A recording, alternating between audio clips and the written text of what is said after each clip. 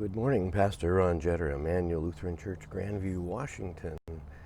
It is Thursday, the 27th of August, 2020. We are 2 days away from a wedding.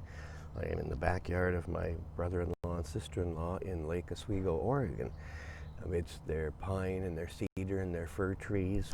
Beautiful day out. It's about 7:30 in the morning, and it's a nice clear day. It's about maybe high 50s, low 60s, but behind us there is Lake Oswego across the street, and here we are in this nice yard. There's a great little she shed. My sister-in-law loves to paint, so she built a she shed, and it's got all of her painting supplies.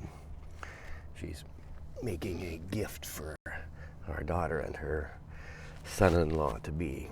We're spending our day over at the house of our future son-in-law's mother and her husband, getting everything ready for the wedding. Lots and lots to do. Well, yesterday we left Jacob in a pickle. God had told him, "Flee your father-in-law, Laban. Take your wives and all of your flocks and all of your servants with you and go back to the land of Canaan," which today we would call Israel.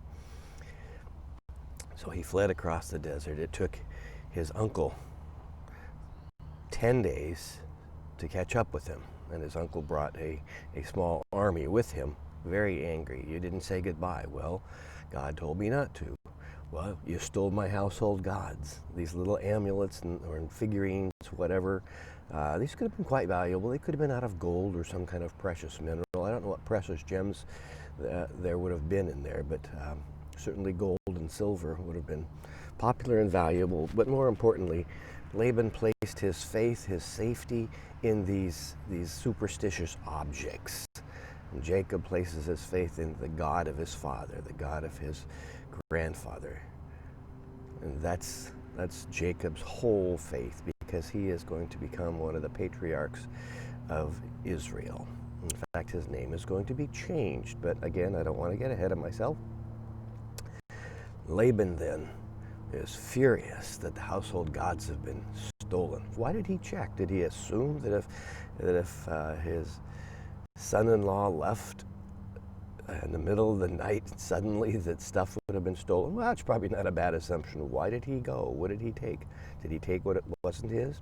Jacob had always said, "You could always come and inspect what I have, and you'll know that what is mine is rightfully mine according to the oath you made to God." Well, Laban's more than willing to go back on his oaths before God, before Jacob's God, even though he's beginning to fear Jacob's God. Nonetheless, he's willing to cheat, to do anything he can to hang on to that which he has already given away, to try to take it back. He has shown that, and as Jacob says, he changed my wage not once, not twice, but 10 times. So they probably, Rachel probably thought she was entitled to steal those household gods. That, well, okay, she'll never inherit. That would go to one of her brothers. But after what her dad put her husband through, she's entitled to them, so she took them. Now, we're still in chapter 31 of the book of Genesis. And as we said yesterday, Jacob did not know that Rachel was the one who had stolen these household gods. And Jacob said to Laban, "Go ahead and search. Whoever has these, if they stole them from you, their life is forfeit." Not knowing that it was Rachel. Verse 33.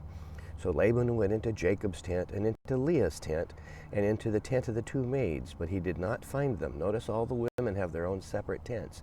That way Jacob can go into them at whatever time, and that's how you have kids with the two maids and with the two wives, that some of them could have been pregnant at the same time. We don't know. Now Rachel had taken the household gods and put them in the camel's saddle and sat on them. Laban felt all about in the tent, but did not find them. And she said to her father, "Let my lord not be angry that I cannot rise before you, for the way of women is upon me." So he searched, but did not find the household gods. Then Jacob became angry and upbraided Laban. Oh, we use that phrase, upbraided. We don't hear that a lot, to be upbraided. Yeah, and here it is. That's how it translated, upbraided. Jacob said to Laban, "What is my offense? What is my sin that you have hotly pursued me? Although you have felt about through all my goods, what have you found of all your household goods? So set it here before my kinsfolk and your kinsfolk so that they may decide between two of us. These 20 years, so there we go, it confirms. 20 years he's now been gone from his home. 20 years I have been with you. Your ewes, your female goats have not miscarried. I have not eaten the rams of your flocks. That which was torn by wild beasts I did not bring to you. I bore the loss of it myself. Of my hand you required it, whether stolen by day or stolen by night. It was like this with me. By day the heat consumed me, and then cold by night, and my sleep fled from my eyes. These 20 years I have been in your house. I served you 14 years for your 2 daughters, 6 years for your flocks. And you have changed my wages 10 times. There it is again, 10 times. If the God of my father, the God of Abraham, and the fear of Isaac had not been on my side, surely now you would have sent me away empty-handed. God saw my affliction and the labor of my hand and rebuked you last night. So Jacob is saying God has chosen to protect whoever stole your gods, because your gods are worthless before my God, the one God. This is the first time, though, that Jacob has dared to speak up to his father-in-law and say, whoa, Jack, you're the guy that cheated me. So you go ahead and get off your high horse. You're done. You're done talking to me that way. It's not going to happen anymore. Laban answered Jacob, these daughters are my daughters, the children are my children, the flocks are my flocks, and all that you see is mine. But what can I do today about these daughters of mine, or about their children whom they have borne?